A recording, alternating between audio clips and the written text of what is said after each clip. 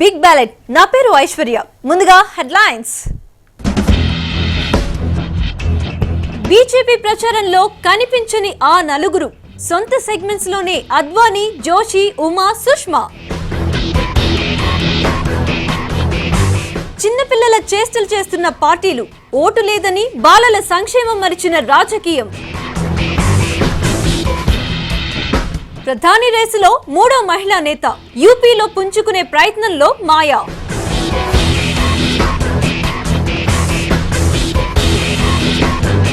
బీహార్లో బీజేపీకి కలిసిరాని కులం కార్డు, మోడీ హవాలో హిందుత్వపైనే ధీమా. ఏరు దాటాక తెప్ప తగలేసే పనిలో పవార్, యూపీఏ ఓడితే మూడో ఫ్రంట్ పై కన్ను.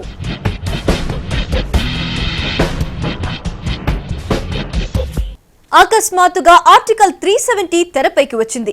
ఎన్నికల వేళ కొత్త వివాదాలను రాజేస్తోంది. జమ్మూ కాశ్మీర్ లో రాజకీయ వాతావరణాన్ని రచ్చ చేస్తోంది.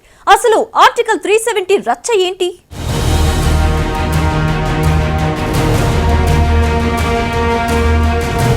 జమ్మూ కాశ్మీర్ లో కాంగ్రెస్ నేషనల్ కాన్ఫరెన్స్ కూటమి దూకుడుకు బ్రేక్ వేయడానికి ఆర్టికల్ 370 బ్రహ్మాస్త్రాన్ని తెరపైకి తీసుకొచ్చింది భారతీయ జనతా పార్టీ. కొత్త ఆయుధాన్ని బయటకు తీయడమే కాదు, ఎన్నికల ప్రణాళికలో కూడా చేర్చింది. ఆర్టికల్ 370 అంటే జమ్మూ కాశ్మీర్ కు ప్రత్యేక ప్రతిపత్తి కల్పించే రాజ్యాంగ వెసులుబాటు. దేశంలో మరే రాష్ట్రానికి ఇలాంటి ప్రత్యేక ప్రతిపత్తి లేదు. కేవలం జమ్మూ కాశ్మీర్ కు మాత్రమే రాజ్యాంగం ఈ వెసులుబాటు కల్పించింది. ఆర్టికల్ 370ను రద్దు చేయాలని హిందుత్వ సంస్థలు ఎప్పటినుంచో డిమాండ్ చేస్తున్నాయి.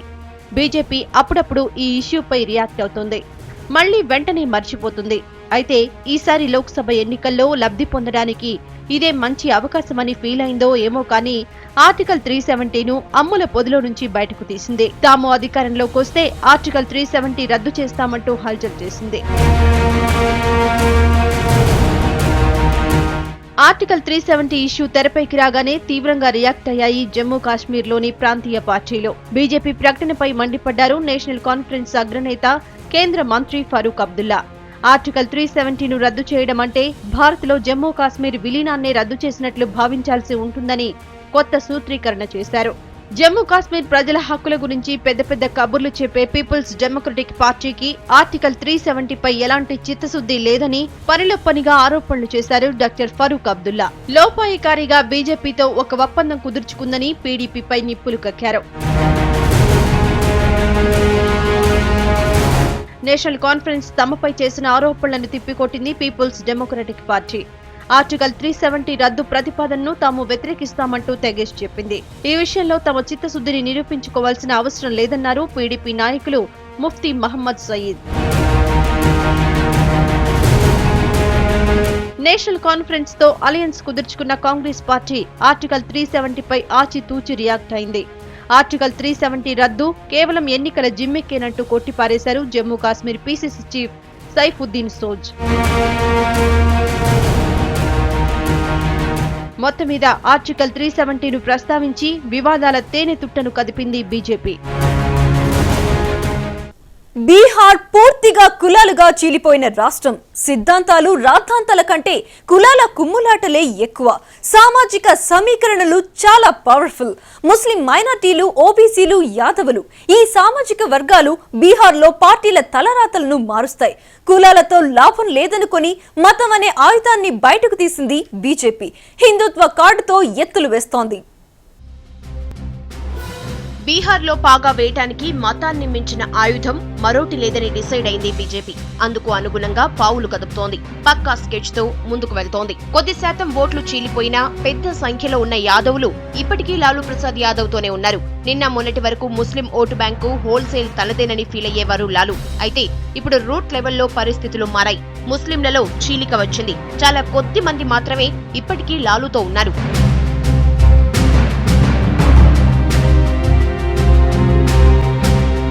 కూర్మి ఓటు బ్యాంకు పూర్తిగా నితీష్ కుమార్ కు అండగా ఉంది. కూర్మి సామాజిక వర్గం నుంచి ఈసారి చాలా తక్కువ శాతం ఓట్లు మిగతా పార్టీలకు పడతాయి. అలాగే నరేంద్ర మోడీని వ్యతిరేకించారన్న కారణంతో మెజారిటీ ముస్లింలు నితీష్ కుమార్ ను బలపరుస్తున్నారు.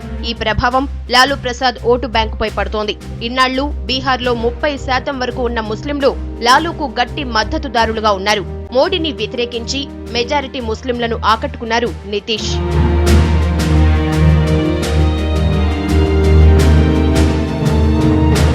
ఇలా గెలుపోటములను ప్రభావితం చేసే కులాలను అటు లాలు ఇటు నితీష్ పంచుకోవడంతో హిందుత్వ కార్డును మరోసారి ప్రయోగిస్తోంది బీజేపీ. 3 దశాబ్దాలుగా బీహార్ను శాసిస్తున్న కుల రాజకీయాలను మత రాజకీయాలుగా మార్చి ఎన్నికల్లో లబ్ధి పొందాలని స్కెచ్ వేసింది బీజేపీ. కరడుగట్టిన హిందుత్వవాదిగా నరేంద్ర మోడీకి ఉన్న చరిష్మాను వాడుకోవాలని ప్రయత్నిస్తోంది. హిందువులను కూడగట్టేందుకు రకరకాల పేర్లతో కార్యక్రమాలు నిర్వహిస్తోంది. శోభాయాత్రలతో హల్చల్ చేస్తోంది. ఈ ప్లాన్ లో భాగంగా లేటెస్ట్ గా శ్రీరామనవమిని హిందుత్వ ప్రచార కార్యక్రమంగా నిర్వహించడంలో సక్సెస్ అయింది.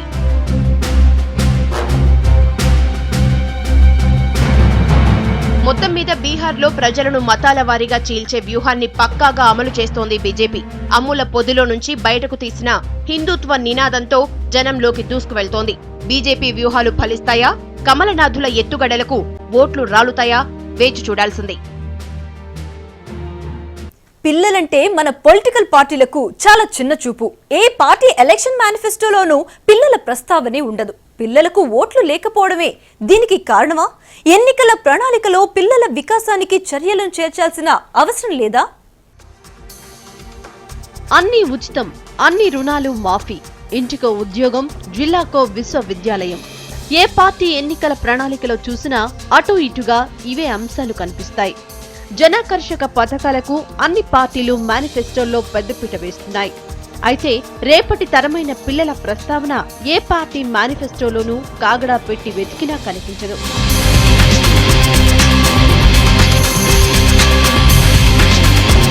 దేశంలో లక్షలాది మంది పిల్లలు మాల్ న్యూట్రిషన్ తో బాధపడుతున్నారు.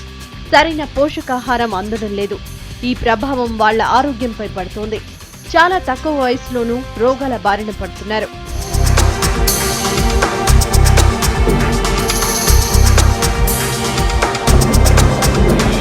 స్కూల్ బస్సులంటే తల్లిదండ్రులకు కొండంత భరోసా. వేలకు వేలు ఖర్చైనా ఆ నమ్మకంతోనే స్కూల్ బస్సుల్లో పిల్లల్ని బడికి పంపుతారు. ఉదయమే హడావుడిగా పిల్లల్ని స్కూల్కు రెడీ చేస్తారు, బస్ ఎక్కిస్తారు. సాయంత్రం అలసిపోయి వచ్చే పిల్లల కోసం ఎదురు చూస్తుంటారు.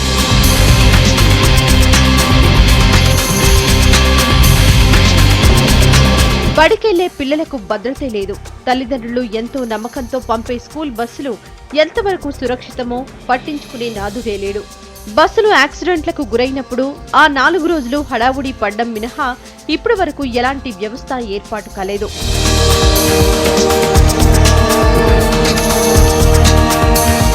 స్కూల్కి వెళ్లే పిల్లలు ప్రతిరోజు బండెడి పుస్తకాలు మోసుకెళ్లాల్సిందే. ఇందుకు వేరే ప్రత్యామ్నాయమే లేదు. స్కూల్ బ్యాగుల వల్ల కలిగే అనర్థాల గురించి తెలిస్తే ఎవరికైనా మైండ్ బ్లాంక్ అవడం ఖాయం. భుజాలు బరువెక్కడం, మెడనొప్పి వంటి చిన్న చిన్న ప్రాబ్లమ్సే కాదు, ఊపిరితిత్తుల వ్యాధులు కూడా వస్తాయంటున్నారు డాక్టర్లు. 14 ఏళ్లలోపు చిన్నారుల్లో లంగ్స్ ప్రాబ్లమ్స్ పెరగడానికి బడి సంచులే కారణమని తేల్చి చెబుతున్నారు. చిన్నారి ఊపిరి తీసుకోవడం కూడా చాలా కష్టమవుతుందన్నారు డాక్టర్లు. లంగ్ ప్రాబ్లమ్స్ కు మొదట్లోనే అడ్డుకట్ట వేయకపోతే భవిష్యత్తులో ప్రాణానికే ప్రమాదమంటూ హెచ్చరిస్తున్నారు.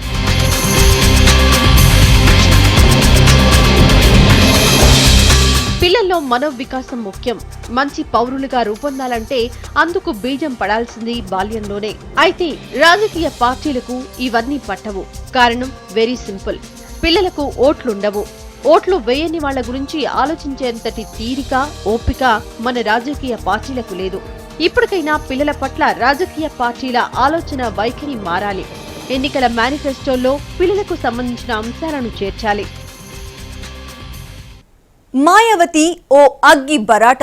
దేశంలోనే అతి పెద్దదైన ఉత్తరప్రదేశ్ కు ముఖ్యమంత్రిగా పనిచేసిన మాయావతి ఇప్పుడు ప్రధాని పదవిపై కన్నేశారు. అందుకు అనుగుణంగా పావులు కదుపుతున్నారు. మాయావతిపై V6 స్పెషల్ స్టోరీ.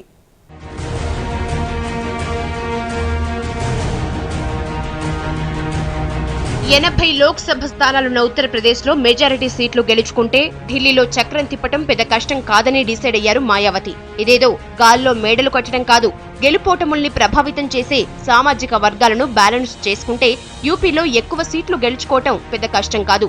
కులాల లెక్కల్లో పడిపోయారు మాయావతి.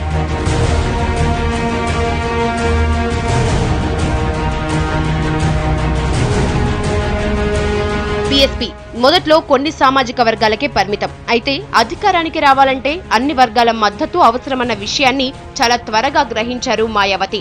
బ్రాహ్మణులను దగ్గరకు తీసుకున్నారు. ప్రభుత్వంలో కీలక పోస్టుల్లో నియమించారు. అందరి యాక్సెప్టెన్స్ పెంచుకున్నారు.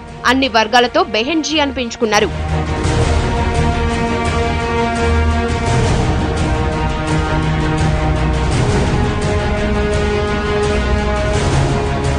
ఉత్తరప్రదేశ్లోని అఖిలేష్ సర్కార్పై వ్యతిరేకత పెరుగుతున్న విషయాన్ని గ్రహించారు. ముజఫర్ నగర్ ఇష్యూ నేపథ్యంలో ముస్లింలు సమాజ్వాదీ పార్టీకి దూరమవుతున్న సంగతిని పసిగట్టారు. ఈ పరిస్థితిని క్యాష్ చేసుకోవటానికి పావులు కదిపారు.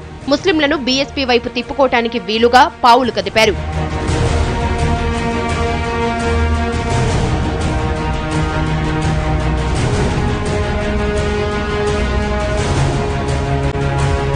ఈసారి లోక్సభ ఎన్నికల్లో ఒంటరిగానే బరిలోకి దిగింది బహుజన్ సమాజ్ పార్టీ. సంప్రదాయ దళిత ఓటు బ్యాంకుతో పాటు పెద్ద సంఖ్యలో ఉన్న ముస్లింలపై కొండంత ఆశలు పెట్టుకున్నారు. బ్రాహ్మణులతో పాటు మిగతా అగ్రవర్ణాలు కూడా తమకే ఓటు వేస్తారని గట్టిగా నమ్ముతున్నారు.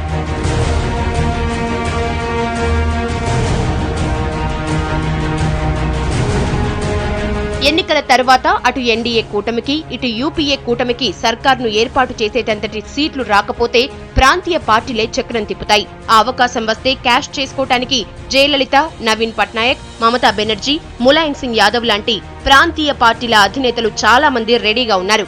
వీరికి పోటీగా మాయావతి కూడా తయారయ్యారు. ప్రధాని రేసులో ఇంతమంది ఉన్నా దళిత మహిళ అనే ఏకైక బ్రహ్మాస్త్రాన్ని ఉపయోగించుకుని ఢిల్లీలో చక్రం తిప్పటానికి ఉవ్విళ్లూడుతున్నారు బెహెన్జీ. వాస్తవానికి మాయావతి ఇవాళ అధికారంలో లేరు. అయినా రాజకీయ ప్రత్యర్థులను సవాలు చేయగల సత్తా, ఆత్మవిశ్వాసం ఆమెకు ఉన్నాయి. ఈ విషయంలో ఎవరికీ తీసిపోరు మాయావతి. లక్ష్యాన్ని సాధించటంలో అవరోధాలు ఎన్ని వచ్చినా చెక్కు చెదరని ఆత్మవిశ్వాసం ఆమెది. అవకాశం దక్కటం కాదు, దొరక పుచ్చుకుని తారా జువ్వలాగా అగ్రపథంలోకి దూసుకుపోయే ఒడుపు, నేర్పు మాయావతి సొంతం. 272 ఇప్పుడు దేశవ్యాప్తంగా హల్చల్ చేస్తున్న నెంబర్ ఇది. 272 పేరుతో కొంతమంది ఓ వెబ్సైట్ ను కూడా నడుపుతున్నారు. ఇంతకీ ఈ 272 స్పెషాలిటీ ఏంటి?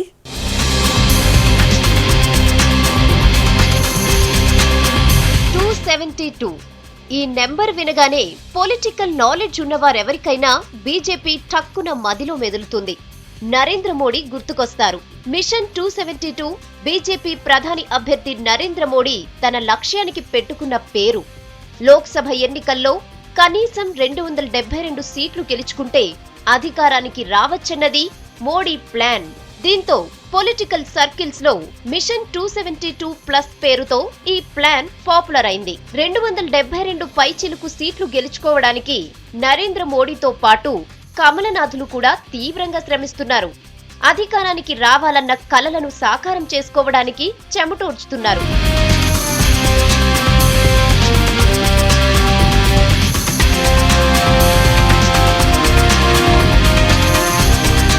మిషన్ 272కు బెంగళూరుతో మంచి అనుబంధం ఏర్పడింది.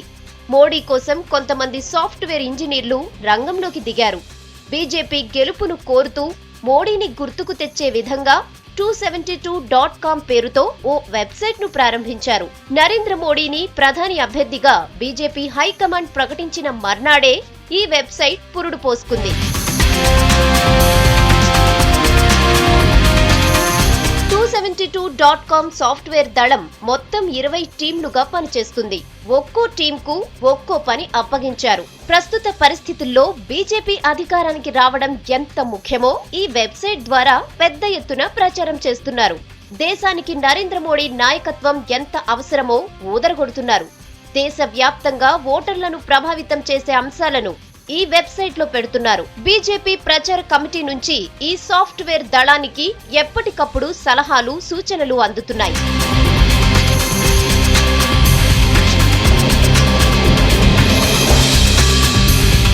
మొత్తానికి మిషన్ 272 ప్లాన్ పాలిటిక్స్ లోనే కాదు, సాఫ్ట్వేర్ రంగంలోనూ హల్చల్ చేస్తోంది. మోడీయా మజాకా?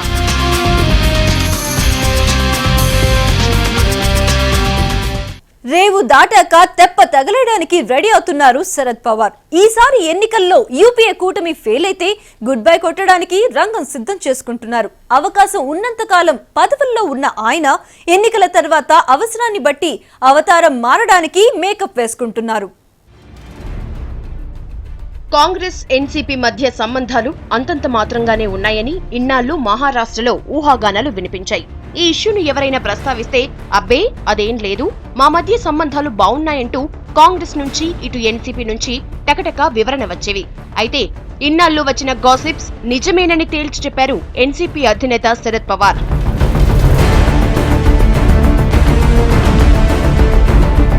కాంగ్రెస్ తో అలయన్స్ లో ఉంటూనే థర్డ్ ఫ్రంట్ జపం ఆలపించారు శరద్ పవార్.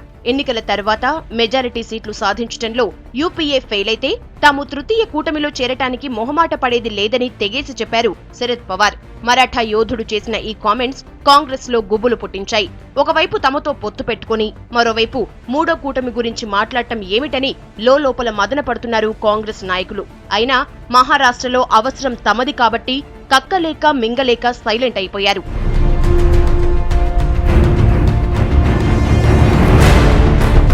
ఎన్నో ఎన్నికల్లో రాటుదేలిన శరద్ పవార్ యూపీఏలో కొనసాగడంపై మనస్సులో మాట బయటపెట్టారు. రవ్వంత తేడా వస్తే యూపీఏ కూటమికి గుడ్ బై కొట్టడానికి వెనకాడే ప్రసక్తే లేదని తెగేసి చెప్పారు. అయితే యూపీఏ కూటమిలో మిగతా భాగస్వామ్య పక్షాల నాయకులు ఎవరూ మనస్సు విప్పలేదు.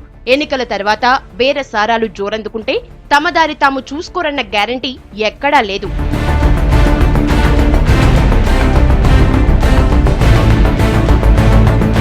మొత్తం మీద భాగస్వామ్య పక్షాలను కాపాడుకోవడానికైనా లోక్సభ ఎన్నికల్లో మెజారిటీ సీట్లు గెలుచుకోవాల్సిన అవసరం యూపీఏ కూటమిపై ఉంది. బీజేపీలో లీడర్స్ కు కొరత లేదు. కాంగ్రెస్ తరువాత పేరున్న లీడర్లు బీజేపీలోనే ఉన్నారు. కానీ వాళ్లంతా ఇప్పుడు ఎక్కడా కనిపించట్లేదు. అద్వానీ, మురళీ మనోహర్ జోషి, సుష్మా స్వరాజ్, ఉమాభారతి ఎవరు ప్రచార సభలకు రావడం లేదు. దీనికి ఒక్కో లీడర్ కి ఒక్కో కహాని ఉంది. బీజేపీలో పాపులర్ లీడర్లకు కొరత లేదు. కాంగ్రెస్ తరువాత పేరున్న లీడర్లు బీజేపీలోనే ఉన్నారు. కానీ వాళ్లంతా ఇప్పుడెక్కడున్నారు? అద్వానీ, మురళీ మనోహర్ జోషి, సుష్మా స్వరాజ్, ఉమాభారతి కనిపించడం లేదే. బీజేపీ తరపున ప్రచారం చేయడం లేదే. మొత్తం ప్రచార బాధ్యతలు నరేంద్ర మోడీకే వదిలిపెట్టేశారే. ప్రధానమంత్రి క్యాండిడేట్ గా ఉన్నంత మాత్రాన మొత్తం బరువంతా ఒక్క మోడీ మీదనే వేయాల్సిన అవసరం లేదు కదా. నిజంగానే అలాంటి అవసరం లేదు. కానీ తప్పడం లేదు. దీనికి ఒక్కో లీడర్కి ఒక్కో కహానీ ఉంది. ఆ కహానీల సారాంశం ఒక్కటే. ప్రస్తుతానికి మోడీకి దూరంగానే ఉంటే మంచిది.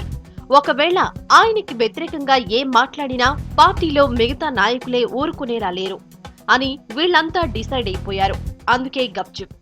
ఎన్నికలంటే చాలు ఏడాది ముందే రథం ఎక్కేసి దేశమంతా చుట్టేసే ఎల్కే అద్వానీ ఈసారి ప్రచారంలో కనిపించడం లేదు. అసలు ప్రధానమంత్రి క్యాండిడేట్ గా మోడీని అనౌన్స్ చేయడమే అద్వానీకి ఇష్టం లేదు. అలిగారు, కోప్పడ్డారు. అయినా సరే పార్టీలో మెజారిటీ నాయకులు పట్టించుకోలేదు. మోడీకే ఓటేశారు. దీంతో చేసేది లేక అద్వానీ కూడా సై అనాల్సి వచ్చింది. అక్కడితో అయిపోలేదు. అద్వానీ భోపాల్ నుంచి పోటీ చేస్తానంటే వీల్లేదు, గాంధీనగర్ నుంచి పోటీ చేయన్నారు. మొదట్లో ఒప్పుకోకపోయినా చివరికి తలవంచాల్సి వచ్చింది.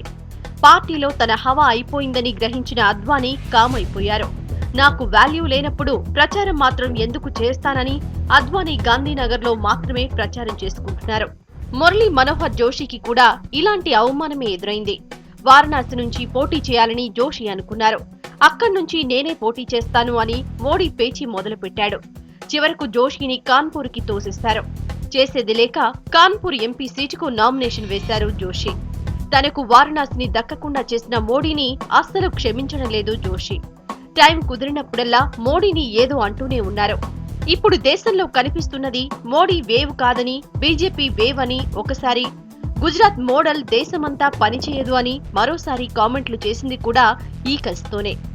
మోడీ అంటేనే పడిని జోషి దేశమంతా తిరిగి ఎందుకు ప్రచారం చేస్తారు?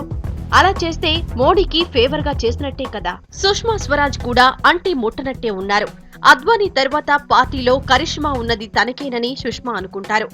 ప్రధాని క్యాండిడేట్ గా అద్వానీని సెలెక్ట్ చేసుకోకపోతే తనకే ఛాన్స్ ఇస్తారని సుష్మా అనుకున్నారు. కానీ మోడీ పాపులారిటీతో సుష్మా గురించి ఎవరూ పట్టించుకోలేదు. అద్వానీ శిష్యరికంతో ఎన్నో నేర్చుకున్న సుష్మా ఇప్పుడు ఆయనతో పాటే సైడ్ అయిపోయారు. మధ్యప్రదేశ్ లో మాత్రం ప్రచారం చేస్తే చాలు, మిగతా దేశమంతా మోడీ చూసుకుంటారు అని ఆర్ఎస్ఎస్ సుష్మాకు క్లియర్ గా చెప్పిందట. అయితే తెలంగాణ బిల్లు లోక్సభలో పాస్ కావడానికి హెల్ప్ చేసిన సుష్మాను తెలంగాణలో ప్రచారానికి తీసుకురావాలని తెలంగాణ బీజేపీ లీడర్లు ప్రయత్నం చేస్తున్నారు. మోడీ వేవ్ లో కొట్టుకుపోయిన మరో లీడర్ ఉమాభారతి. బీజేపీలో మొదటి నుంచి ఫైర్ బ్రాండ్ గా ఉన్న ఉమాభారతి ప్రచారంలో నెంబర్ 1. ఆమె స్పీచ్లు చాలా దూకుడుగా ఉంటాయి. బీజేపీ నుంచి వెళ్లిపోయి సొంత పార్టీ పెట్టుకుని మళ్లీ బీజేపీలోకి వచ్చిన ఉమా ఎందుకొచ్చానా అని తెగ చికాకు పడుతోందట. ఒకప్పుడు ఆమె ప్రచారం కోసం వెంపర్లాడిన బీజేపీ ఇప్పుడు అస్సలు పట్టించుకోవట్లేదు. అందుకే తనకేమీ పట్టనట్టు సైలెంట్ గా ఉంటోంది ఉమాభారతి. తన పరిస్థితికి మోడీనే కారణమని కసిగా ఉంది కూడా. అందుకే మోడీ పెద్ద మాటకారేమీ కాదు అంటూ కామెంట్ చేసింది. మోడీ జపం చేస్తున్న బీజేపీకి తన అవసరం ఎందుకుంటుందని ప్రచారానికి చాలా దూరంగా ఉంటోంది ఉమాభారతి. పార్టీ బడా లీడర్లెవరూ క్యాంపెయిన్ కు రాకపోయినా మోడీ ఏమాత్రం బెదరడం లేదు. వాళ్లెవరూ రాకపోతే ఫోకస్ అంతా తన మీదనే ఉంటుందనే ఉద్దేశంలో ఉన్నారు మోడీ. ఇది తన మంచికే అని నమ్ముతున్నారు. బీజేపీ ఓడితే పార్టీ నాయకులు కలిసి రాలేదనే సాకు చెప్పొచ్చు. గెలిస్తే క్రెడిట్ అంతా తనకొక్కడికే వస్తుందనే ఆలోచనతో మోడీ వీళ్లెవర్నీ ఏమీ అనడం లేదని బీజేపీలో టాక్. బిగ్ బ్యాలెట్ లో హెడ్లైన్స్ మరోసారి చూద్దాం. బీజేపీ ప్రచారంలో కనిపించని ఆ నలుగురు సొంత సెగ్మెంట్స్ లోనే అద్వానీ, జోషి, ఉమా, సుష్మా. చిన్నపిల్లల చేష్టలు చేస్తున్న పార్టీలు, ఓటు లేదని బాలల సంక్షేమం మరిచిన రాజకీయం. ప్రధాని రేసులో 3వ మహిళా నేత, యూపీలో పుంజుకునే ప్రయత్నంలో మాయా.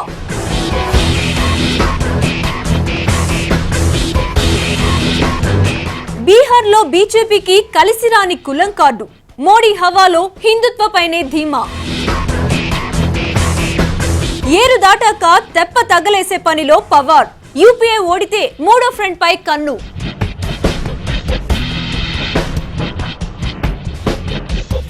ఇది ఇవాల్టి బిగ్ బ్యాలెట్. రేపటి బిగ్ బ్యాలెట్ లో మళ్ళీ కలుద్దాం. Stay tuned.